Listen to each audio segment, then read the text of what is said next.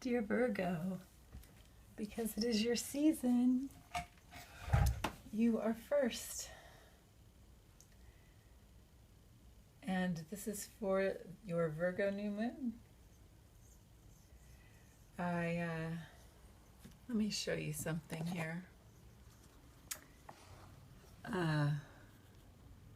This healing card for the new moon connects the ancestral energies available to you with the story of what is potentially happening now. So we'll do ancestral energies available, mutable, as you're a mutable sign, earth for your element, and then your new moon dream, and then some cards for right now. Okay, so these will be the neutrals, sort of neutral energies that are available to you, including your dream energy, and then we'll look at what's happening, or potentially may happen. And bear with me, it's my first time trying to have the camera so that you can actually see me shuffle. I guess it's my starting my second month on YouTube. And probably pardon me, probably my third. Yeah, third decade, almost, working with tarot. Okay, so for the ancestors, let's see. The ancestors, specifically, anyone who's passed over, you feel watches over you, and I'm sure they do with love, lots of love.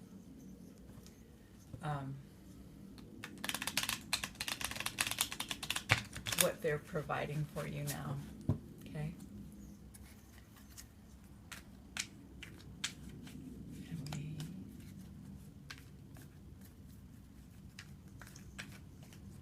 And so let me mix it up here, because we're in a new moon phase. So much is shifting. Remember, I also did, you might want to check out, I did a tiny read for each sign to begin the month. Ace of Wands. Okay, that is like you're a magician, you're a human magician, you know? It's a magic wand for creation. They're with you, you know? Make the life you want, make the world you want, remake the world, remake yourself, and really what it is when you do magic on a human level on this earth, which is the only kind of magic I know, at least that I'm aware of. It's a falling into alignment. It's a falling into alignment. I used to wonder when I was small, what do people mean when they say you could, what does auspicious mean? How do you read signs like, you know, auspicious as birds? Oh my goodness. And then you have the Queen of Wands for your mutable energy. You know, we're led so away from our magic ways of knowing to be rational and practical, as if these weren't, you know, intellectually rigorous and practical modes of understanding and defining and progressing through our lives. You know, these tools, these attunements to the movements of the planets, the ocean, the moon, the natural rhythms of time rather than an imposed calendar that we put on it. Yeah, okay. I'm not reading this as a reversal because it's supposed to be the neutral. This space is intended for the neutral earth energy available to you. And it is the page, the Knave of Lights, the page of, and, you know, I just read this deck as its own thing. So it's the Knave of Lights. Okay, your dream space, one of my favorite decks. My goodness. As we go along.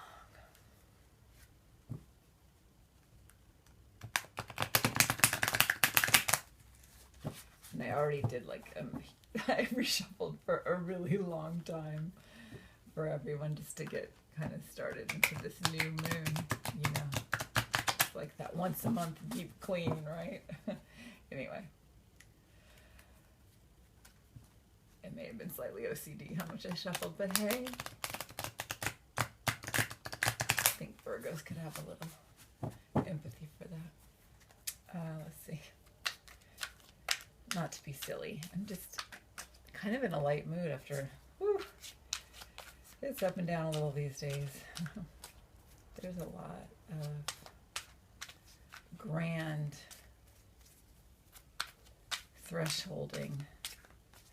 I mean, it's a vibrant time to live here on our planet. There's a lot of shift, and a lot of astrologers talk about it relating to, you know, our friend Capricorn. I mean, not Capricorn.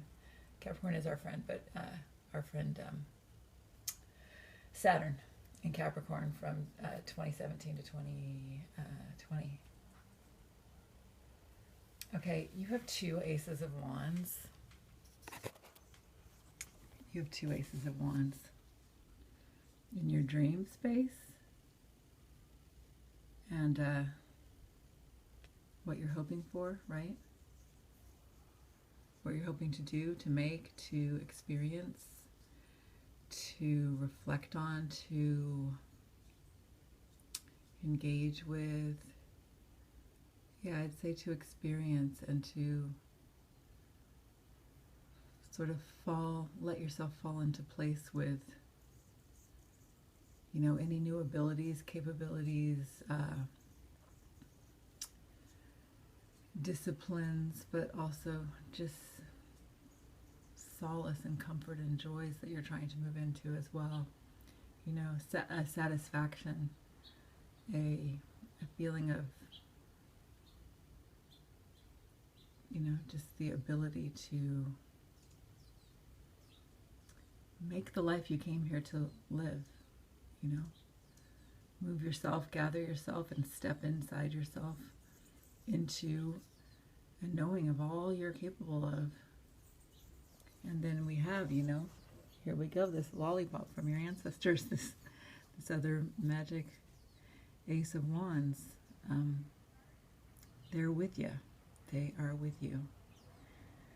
And you have this mutable energy, this ability to shift things and to make things, and to, when I was talking about the ways we live in, you know, sort of extrasensory ways of knowing, you know, that aren't considered extrasensory in some cultures, in some societies, but anyway, they're not considered extra, they're just considered, yeah, senses that we have. Anyway, this, look at you, you're crowned in this glorious, happy, kitty-filled, you know, sweet, bright orange and pink dance of life. And you're so capable. And look, you just look like your heart's filled with joy. Your heart is clear.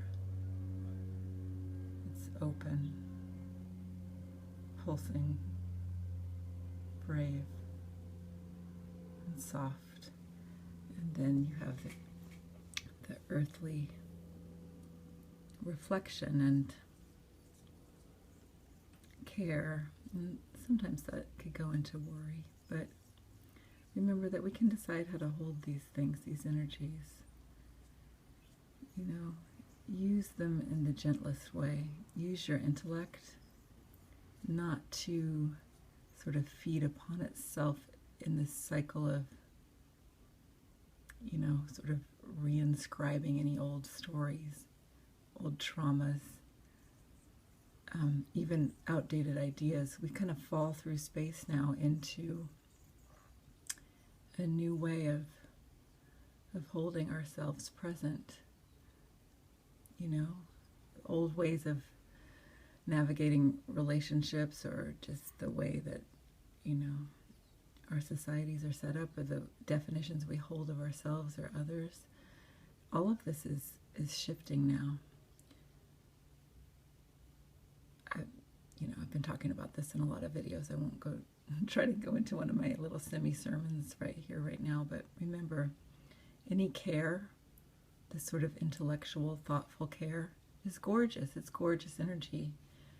And you use your wands to move it from your head and heart and through your hands and doings into the world. Okay, I'm going to get some cards for a story for this new moon for you. And we hold our stories gently now. They're mutable, especially with you lovely mutable signs. Okay.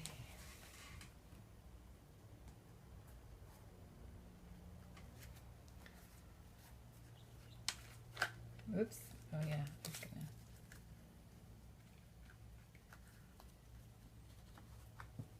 Let's see.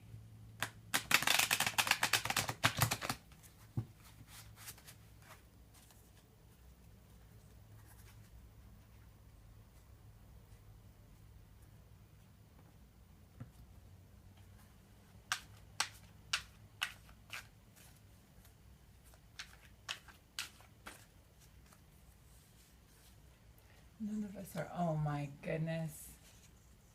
Oh. Okay, well, my dear Virgos, you got the Magician and the Queen of Cups. So you've got this regal ability to be in the flow of your emotions, be creative. You know, people talk about the fact that, you know, as women move through their cycles with the moons, you can really tap into a deep creativity, you know, at certain times of the month that are like kind of trapped in this idea of, you know, PMS or whatever, you know, getting overly upset about things. But really that's also, and it's been actually scientifically proven as well, a time when you can be extremely creative and kind of really synthesize all these ways of knowing and perceiving. And then look, you got the Magician. Okay, so you not only have the kind of human, ancestral, you know, man-makey, intellectual, dreamed of desire to create, but you also have this sort of, the spirits are on your side too. It looks like a magic month for you. A lot about, well, I'll just leave it for you to interpret beyond that. Lots of love on your birthday month, dear Virgo.